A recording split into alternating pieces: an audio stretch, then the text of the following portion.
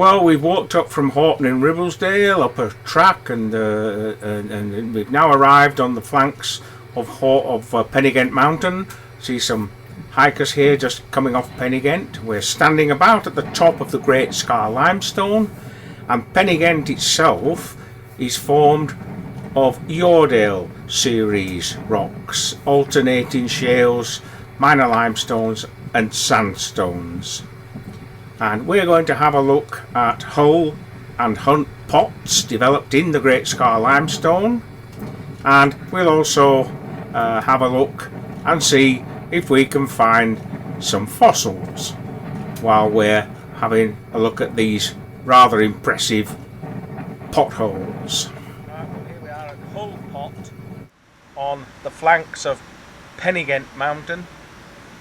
Hull Pot is a gaping chasm, as you can see. It's a big dough line, a pothole.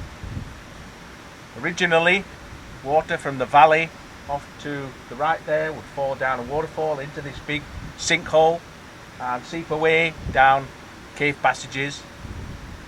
That water's now gone underground and comes through a small cave and appears halfway down this pothole.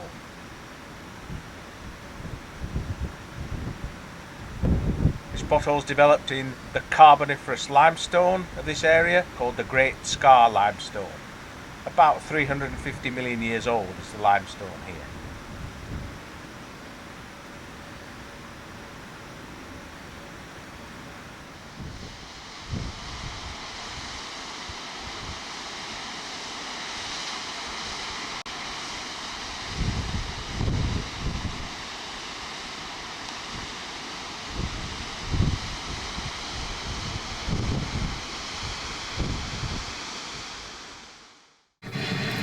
Water used to flow down the dry valley above Hull Pot and cascade into the gaping chasm, but it's long gone underground now, and you only see water flowing down this valley and over the edge into the chasm of Hull Pot during extreme flooding events.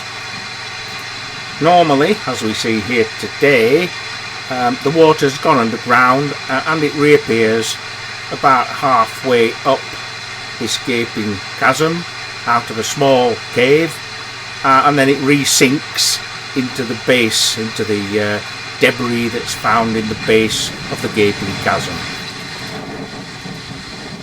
The giant pothole of Hull Pot is filled up mainly with glacial debris during the last ice age, about 10 to 12,000 years ago.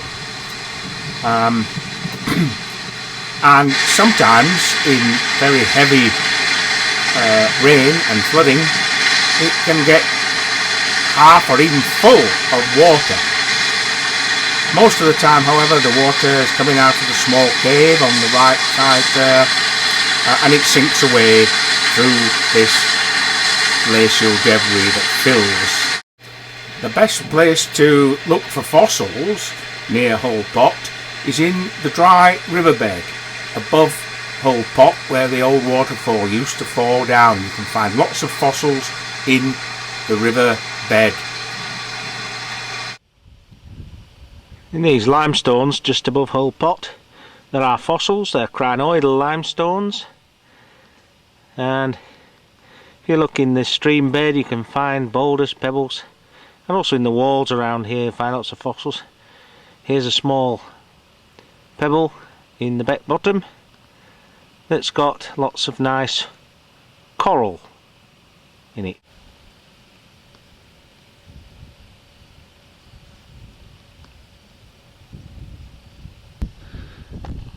Here again, this grey limestone has fossils in it. Here's a big crinoid stem. Here are various fossils. There's a coral. There's a coral there.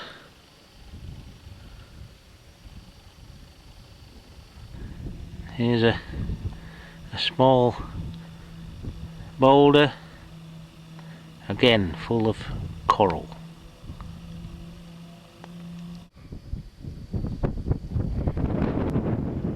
what I've been looking for as well. This is a cast of the biggest ever known brachiopod shell, Gigantoproductus giganteus. The shell itself's gone, but it's a cast left behind here.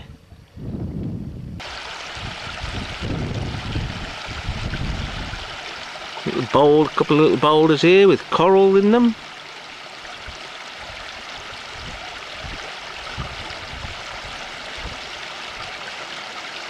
Yeah, beautiful coral all the way through this boulder.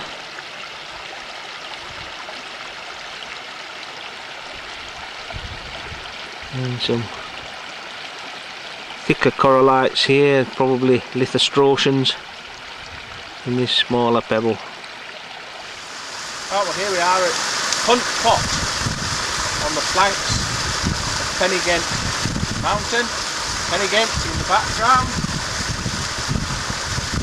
Here we are, approximately at the top of the Great Scar Limestone, and water that flows off the flanks of Pen-y-Ghent comes down, and you can see the small beck here running down, and it drops into a pothole. It goes underground when it hits the Great Scar Limestone, the fissures, the cracks, the limestone, it absorbs the limestone and goes into a pothole. Here's a very spectacular pothole, drops vertically down several waterfalls, then down a very narrow fissure called Hunt Pot. These limestones are very interesting too. They're fossiliferous, and they have some of the largest brachiopod shells, seashells that have ever existed on Earth. And you can find some of those Gigantoproductus giganteus brachiopod shells in these limestones here in the Great Scar Limestone around Hunt Pot, the flanks of Pen-y-Ghent. Lovely day today. The limestones at Hunt Pot here are highly fossiliferous, and the distinctive thing about them is that they have very abundant Gigantoproductus giganteus, the largest brachiopod probably that's ever lived on Earth. And here are a couple of examples. People have trodden on them and worn them a bit, but that's what these two fossils here are. Look carefully. You see some of the detail of that big brachiopod shell there, Gigantoproductus giganteus.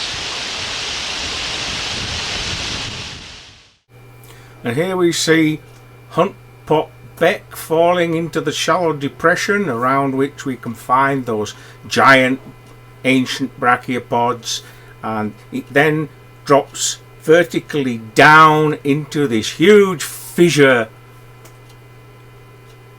which is approximately 60 meters in depth, with two pitches actually form this particular drop.